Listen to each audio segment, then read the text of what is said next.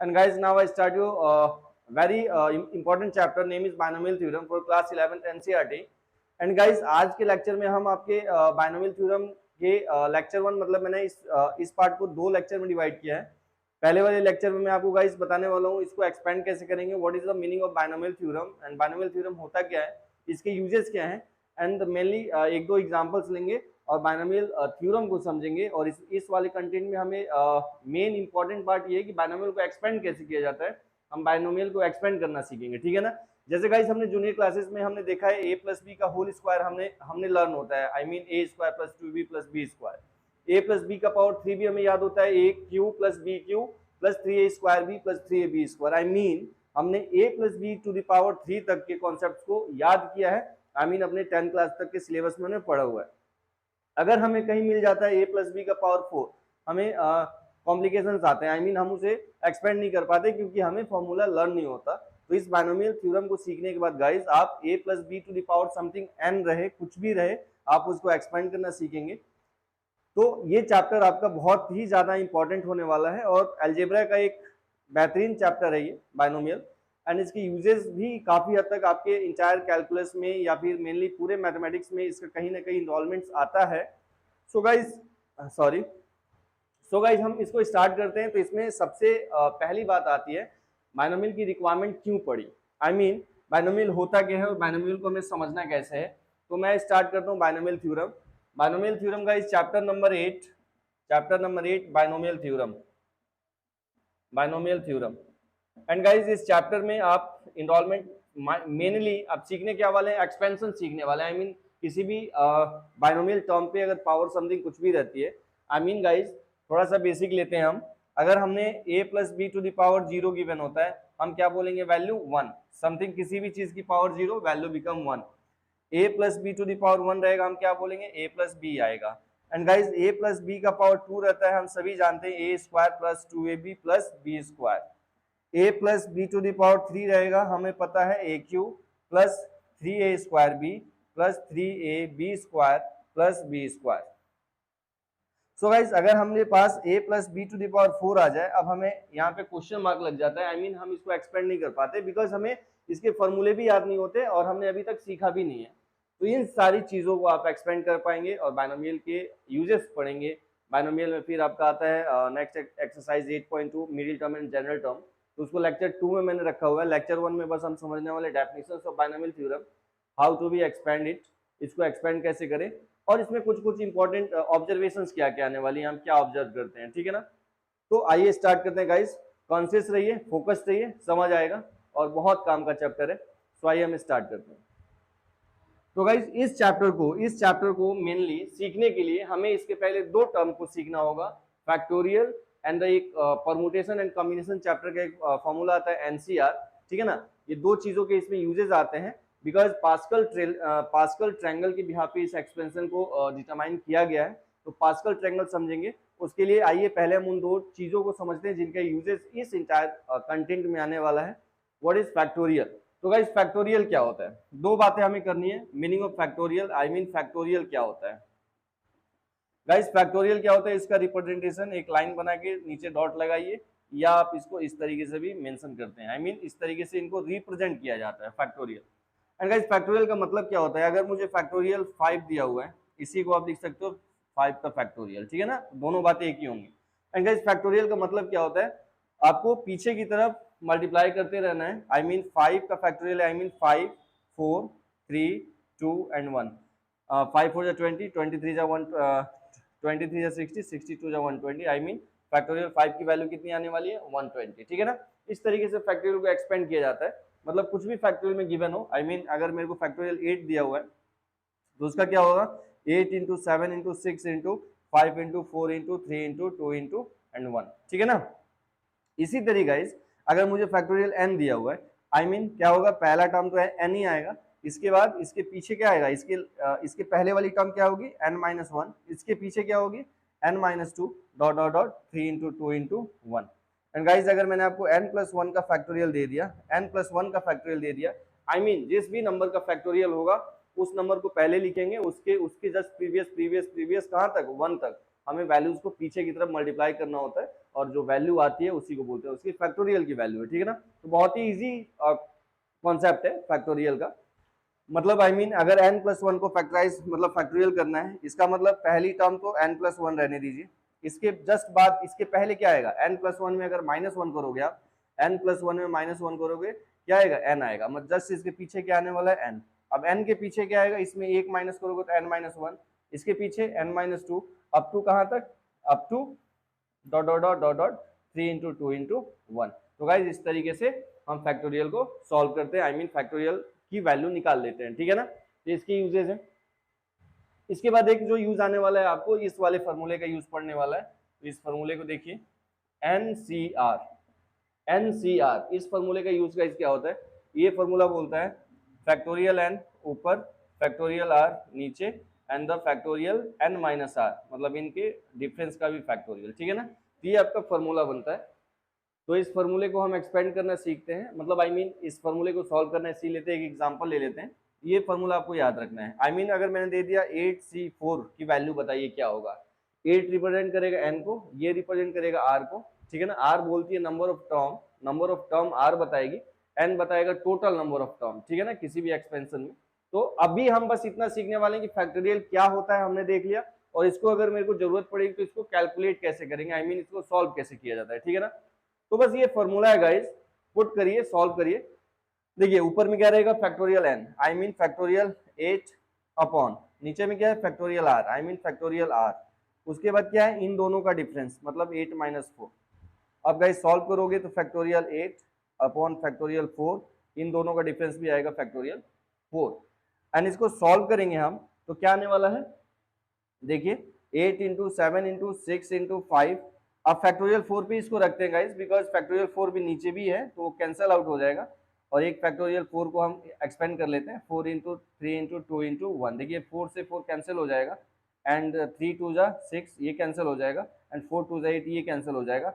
Value आती है 2 into 7 into 5, 7 2 जा 14, 14 5 जा 70, आई मीन आपकी वैल्यू क्या आ गई, 70, आपकी वैल्यू गई 70। तो एनसीआर का फॉर्मूले पे यूजेस इतने ही से ही हैं, ठीक है ना। अभी इसका यूजेस क्या है, इसको पढ़ा क्यों जा रहा है, आपको अभी क्लियर हो जाएगा। तो गाइस एक आई मीन आपको अगर गाइस सॉल्व करना है 9C3 की वैल्यू बताइए क्या होगा। तो गाइस फॉर्मूला क्या बोलता है, फैक्टोरियल n ऊपर, फैक्टोरियल r नीचे, एंड फैक्टोरियल इन दोनों का डिफरेंस, आई मीन 9 में से 3 माइनस करेंगे 6 आएगा। सॉल्व करोगे factorial 9 upon factorial 3 into factorial 6, ठीक है ना। फैक्टोरियल n, फैक्टोरियल r और फैक्टोरियल इन दोनों का डिफरेंस करोगे 6 आएगा। इस वाले फॉर्मूले पे गाइस हमने बस पुट कर दिया। सॉल्व करोगे आप, 9 को एक्सपेंड करोगे, 9 इंटू 8 इंटू 7, एंड देखिए 6 फैक्टोरियल नीचे भी है तो 6 पे यहीं पे ब्रेक डालिए, बिकॉज इसको काट लेंगे हम, ठीक है ना, क्रॉस कर लेंगे। एंड द फैक्टोरियल 3 की वैल्यू गाइस 3 इंटू 2 इंटू 1।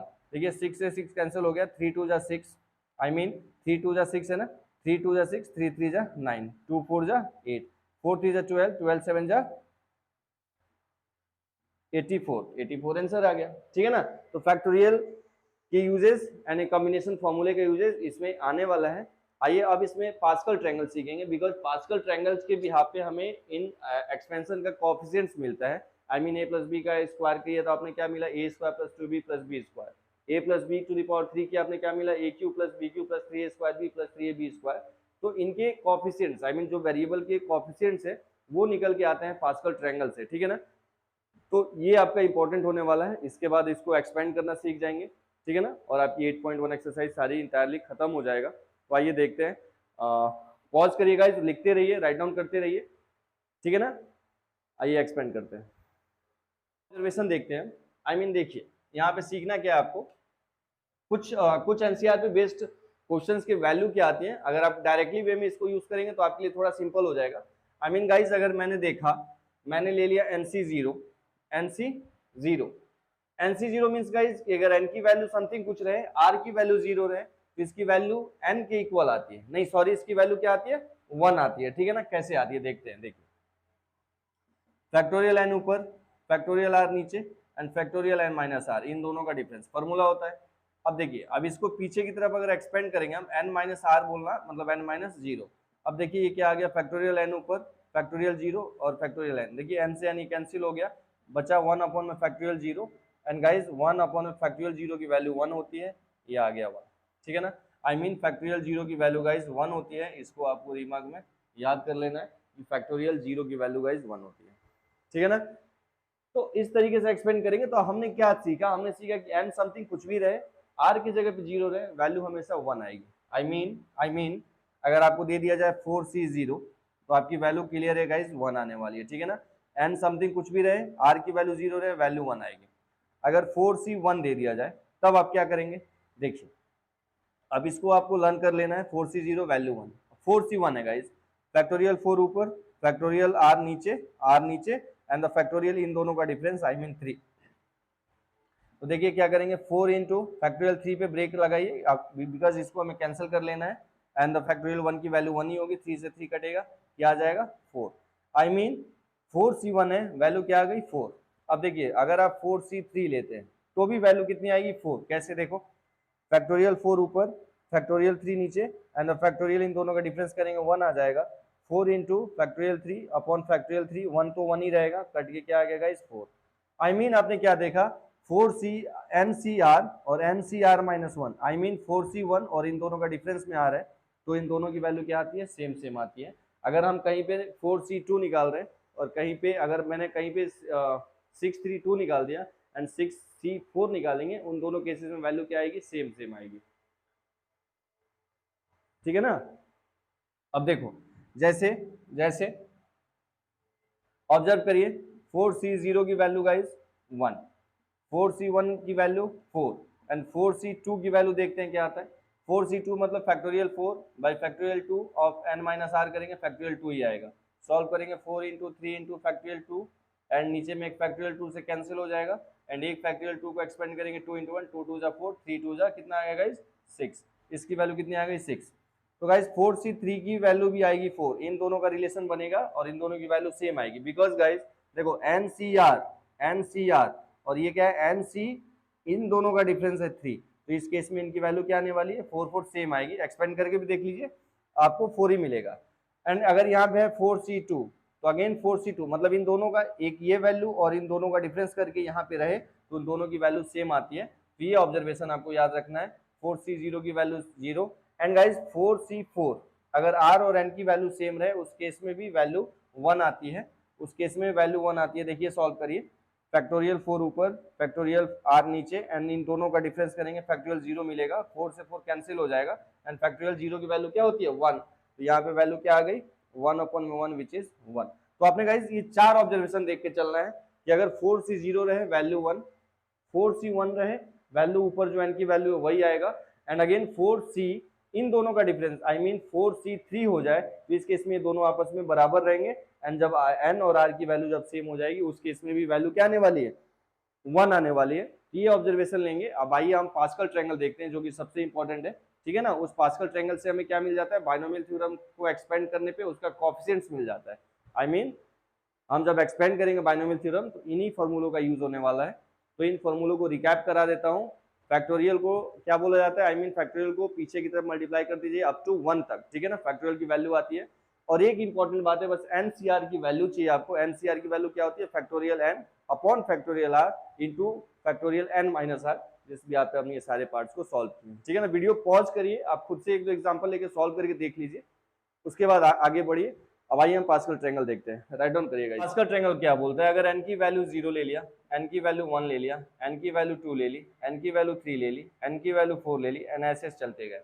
अगर n की वैल्यू 0 लेते हैं तो अपने पास फॉर्मेट क्या बनता है NCR लिखने का, NC0C0 0C0। और हमने भी क्या पढ़ा कि n और r की वैल्यू जब सेम होती है तो उस केस में वैल्यू क्या आती है 1, उस केस में वैल्यू क्या आती है 1।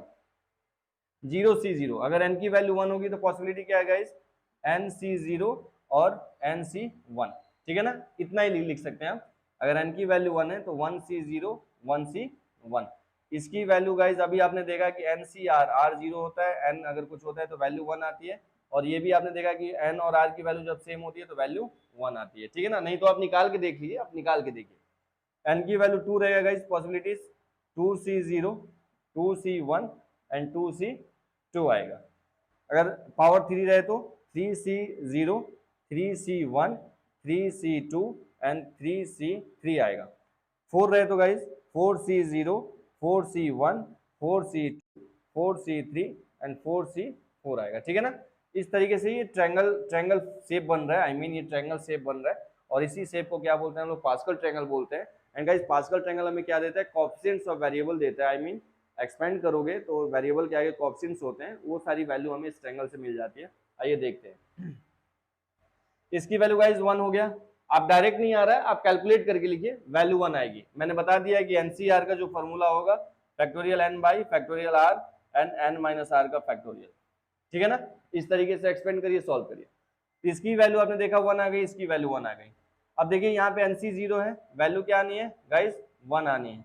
एनसीआर की वैल्यू n और r दोनों सेम है, वैल्यू क्या आनी है, 1 आनी है। इसी वाले फॉर्मूले के थ्रू वैल्यू आ रही है 2C1। अगर आपको याद नहीं है 2C1 की वैल्यू क्या आएगी, देखिए 2C1 फैक्टोरियल 2 पर फैक्टोरियल r नीचे, I mean factorial 1 1 and factorial n दोनों का डिफरेंस, आई मीन 2 माइनस 1 का फैक्टोरियल। सॉल्व करेंगे, 2 को एक्सपेंड करेंगे 2 इंटू 1, 1 का तो 1 ही होगा, ये 1 का 1 ही होगा, वैल्यू क्या आएगी 2। तो यहाँ पे वैल्यू गाइस आ गई 2। यहाँ पे देखिए इसकी वैल्यू क्या आएगी 1, इसकी वैल्यू क्या आएगी 3, इसकी वैल्यू भी क्या आएगी 3, इसकी वैल्यू देखिए एनआर सेम है तो इसकी वैल्यू क्या आएगी 1। यहाँ पे देखिए एनसी 0 है, इसकी वैल्यू क्या आएगी 1, इसकी वैल्यू क्या आएगी 4, इसकी वैल्यू क्या आएगी 6, इसकी वैल्यू क्या आएगी 6, इसकी वैल्यू क्या आएगी 1, बिकॉज एनआर की वैल्यू सेम है तो 1। जहां आपको नहीं पता चल रहा है, जैसे NC1 और बोला ना कि NC इन दोनों का डिफरेंस रहे तो ये दोनों वैल्यू सेम आती है आपस में, ठीक है ना, ये दोनों वैल्यू आपस में सेम आती है, ठीक है ना। और ये जो यहाँ पे नहीं पता चल रहा है, आई मीन यहाँ पे आप सॉल्व कर लीजिए। आप देखिए फैक्टोरियल 4 ऊपर फैक्टोरियल 2 नीचे एंड फैक्टोरियल इन दोनों का डिफरेंस करेंगे 2 आएगा। सॉल्व करोगे 4 इंटू 3 इंटू फैक्टोरियल 2 पे ब्रेक लगाइए, फैक्टोरियल 2 एंड 2 को एक्सपेंड करेंगे 2 आएगा, कैंसिल कर लेंगे, 2 2 4 करेंगे, 3 2 6 आ गया, ठीक है ना। तो इस तरीके से वैल्यू आप कैलकुलेट कर लेंगे, ठीक है। तो ये जो गाइस शेप मिला आपको लाइक दिस ट्रायंगल है, ठीक है ना, ये ट्रायंगल का ही शेप है, देखिए ये ट्रायंगल का शेप है, ठीक है ना। और ये शेप से हमें क्या मिल रहा है, कोएफिशिएंट्स ऑफ वेरिएबल्स मिल रहे हैं। आई मीन गाइस ऑब्जर्व कर लीजिए, finally a plus B to the power अगर 1 होता है, वैल्यू क्या मिलती है a प्लस बी। अगर n की वैल्यू 1 थी गाइस, देखिए यहाँ पे भी 1 है, यहाँ पे भी 1 है, आई मीन इसका भी कोएफिशिएंट 1 है, इसका भी कोएफिशिएंट 1 है। a प्लस बी का पावर 2 देखेंगे होता है a square plus 2ab plus B square. देखिए इसका कोएफिशिएंट 1 है, इसका भी 1 है, बीच में 2 है, आई मीन देखिए 1 है, बीच में कोएफिशिएंट 2 है, ठीक है ना। 3 वाले में देखिए a plus B to the power 3, I mean a cube plus 3a square b plus 3ab square plus B cube. Guys ये फॉर्मूला होता है, हम सभी को पता है। देखिए अगर n की वैल्यू 3 थी, मतलब पावर 3 था, तो वैल्यू देखिए कोएफिशिएंट इसका 1, इसका कोएफिशिएंट देखिए 3, इसका कोएफिशिएंट देखिए 3 एंड इसका लास्ट वाले कोएफिशिएंट देखिए 1, इसका कोएफिशिएंट है 1, ठीक है ना। तो इस तरीके गाइस हम ऑब्जर्व ये कर पाते हैं कि अगर हमें ये पास्कल थ्योरम के ट्रायंगल के थ्योरम के थ्रू हमें क्या मिलता है, वेरिएबल के कोएफिशिएंट्स मिलते हैं। आई मीन अगर n की पावर 4 हो जाए, a plus B to the power 4 हो जाए, तो हमें पता है कि आने वाला कोएफिशिएंट्स 1 होगा, 4 होगा, 6 होगा, 4 होगा एंड फाइनली 1 होगा। तो हमें इस पास्कल ट्रायंगल हमें क्या देता है, कोएफिशिएंट्स देता है। और कोएफिशिएंट्स निकालने का फॉर्मूला क्या है, कॉम्बिनेशन का फॉर्मूला हम यूज कर रहे हैं NCR, ठीक है ना। NCR फॉर्मूले को यूज करके हम इस वाले वे से सॉल्व करके और वैल्यू डिटरमाइन कर ले रहे हैं। तो आइए हम देखते हैं, अब आप लिख सकते हैं गाइस, अब आप लिख सकते हैं कि a plus B to the power 4 का वैल्यू क्या होगा। यहाँ पे देखिए कोएफिशिएंट 1 है, अगेन कोएफिशिएंट कितना है 4 है, अगेन कोएफिशिएंट कितना है 6 है, अगेन कोएफिशिएंट कितना है 4 है एंड अगेन कोएफिशिएंट कितना है गाइस 1 है, ठीक है ना, 1 है। यहाँ तक आपने लिखा। अब देखिए जब एक्सपेंड कर रहे हैं तो फॉर्मेट देखिए क्या है। यहाँ पे a पहले, आई मीन a का पावर 3 सबसे बड़ा है, उसके बाद देखिए a का पावर 2 हो गया, a का पावर 1 हो गया, a का पावर 0 हो गया, ठीक है ना। सीक्वेंस पीछे की तरफ a की पावर घट रही है एंड b की पावर गाइस बढ़ रही है। देखिए यहाँ पे b नहीं है, मतलब b का पावर 0 है, b का पावर 1 है, b का पावर 2 है एंड b का पावर 3 है। तो गाइस ऑब्जर्वेशन लेने के बाद आप इतना क्लियर हो जाते हैं कि अगर a plus B to the power 4 है तो a की पावर 4 यहाँ रहेगा, a का पावर 3 यहाँ रहेगा, a का पावर 2 यहाँ रहेगा, a का पावर 0, a का पावर 1 यहाँ रहेगा और लास्ट में क्या आएगा, a का पावर 0 आ जाएगा एंड b की पावर बढ़ती जाएगी। आई मीन यहाँ पे b का पावर 0 होगा, b का पावर 1 होगा, b का पावर 2 होगा, b का पावर 3 होगा एंड b की सबसे मैक्सिमम वैल्यू यहाँ पे आएगी। तो आप किसी भी बायनोमियल थ्योरम को इस पास्कल ट्रायंगल के बिहाफ पे कोएफिशिएंट्स लेके आप उसको एक्सपेंड कर सकते हैं। तो आइए देखते हैं यहाँ पे क्या आने वाला है। तो इस गाइस 1 को लिखने का कोई मतलब नहीं बनता, यहाँ आ गया ए की पावर 4 प्लस 4 ए की पावर 3 एंड बी की पावर, यहाँ पे बी की पावर 0 थी, यहाँ पे बी की पावर 1 आ गई, एंड प्लस यहाँ पे 6 था कोएफिशिएंट। अब देखिए ए की पावर 3 है तो ए की पावर 2 एंड बी की पावर 2 आ जाएगा। एंड गाइस इसके पास प्लस 4 है तो ए की पावर 1 एंड बी की पावर 3 आ जाएगी, एंड प्लस लास्ट में 1 लिखने की जरूरत नहीं है, ए की पावर 0 एंड बी की पावर 4 आ गई, और ए की पावर 0 का वैल्यू क्या होता है, 1 होता है। तो I mean guys A plus B to the power 4 का फॉर्मूला ये आपको मिल जाता है, ए की power 4 plus 4 A cube B plus 6 A square B square plus 4 A B cube plus B to the power 4, ठीक है ना। तो इस तरीके से गाइज पावर कुछ भी रहे, कितने भी बड़े बड़े पावर्स दे दे आपको, आप इजिली वैल्यू को डिटरमाइन कर सकते हैं। तो यही फाइनली बाइनोमियल थ्योरम आप सीख जाते हैं और बाइनोमियल थ्योरम को आप एक्सपेंड कर पाते हैं, ठीक है ना। ऑब्जर्वेशन और आप क्या क्या देख सकते हैं, ऑब्जर्व करेंगे तो जब पावर 1 है तो टर्म्स 2 आई हैं, पावर 2 है टर्म्स 3 आई हैं, पावर 3 है देखिए टर्म्स 4 आई हैं, 1 2 3 4, पावर 4 है टर्म्स 5 आई हैं, 1 2 3 4 एंड 5, ठीक है ना। ये सारे ऑब्जर्वेशन है। तो आइए एक जनरल इक्वेशंस लेते हैं इसका, मतलब बाइनोमियल टर्म का a plus B to the power n, और उसको हम एक्सपेंड कर लेते हैं, और वहाँ फाइनली हम इस चैप्टर मतलब इस कंटेंट को सीख लेंगे, और उसके बाद आप अपना फॉर्मूला लगा के किसी भी एक्सपेंशन को एक्सपेंड कर सकते हैं। आई मीन किसी भी बाइनोमियल थ्योरम के किसी भी क्वेश्चन को आप एक्सपेंड करके उसके कोएफिशिएंट्स को डिटरमाइन कर सकते हैं, उसके टर्म्स को कैलकुलेट कर सकते हैं, ठीक है ना। तो 8.1 एक्सरसाइज में आपको गिवन इसी पे बेस्ड सारे क्वेश्चन होंगे, ठीक है ना। तो क्वेश्चन लेक्चर को सेपरेट किया जाएगा, यहाँ पे हम थ्योरेटिकल अप्रोच को सीख रहे हैं गाइस। सो वीडियो को पॉज करिए, राइट डाउन करिए, आइए आगे मूव करते हैं।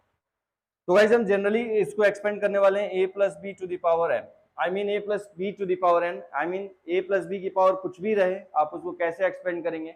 और अभी आपने बाइनोमियल को देखा है, आपको कोएफिशिएंट्स कहाँ से मिलते थे, NCR वाले फॉर्मूले से, ठीक है ना। और वेरिएबल में आपने क्या ऑब्जर्व किया था कि a पहले तो a की पावर सबसे बड़ी पावर एक्सट्रीम लेफ्ट में होगी, उसके बाद a की पावर घटते जाएगी और b की पावर बढ़ते जाएगी। तो फाइनली जब इसको हम एक्सपेंड करेंगे गाइस तो कोएफिशिएंट्स कैसे मिलेगा, NC0, NC0 से पहले कोएफिशिएंट मिलेगी, एंड अगेन NC0। अब देखिए NC0 a की सबसे बड़ी पावर यहाँ रहेगी, a की पावर n, और b की पावर 0 आपके पास यहाँ रहेगी।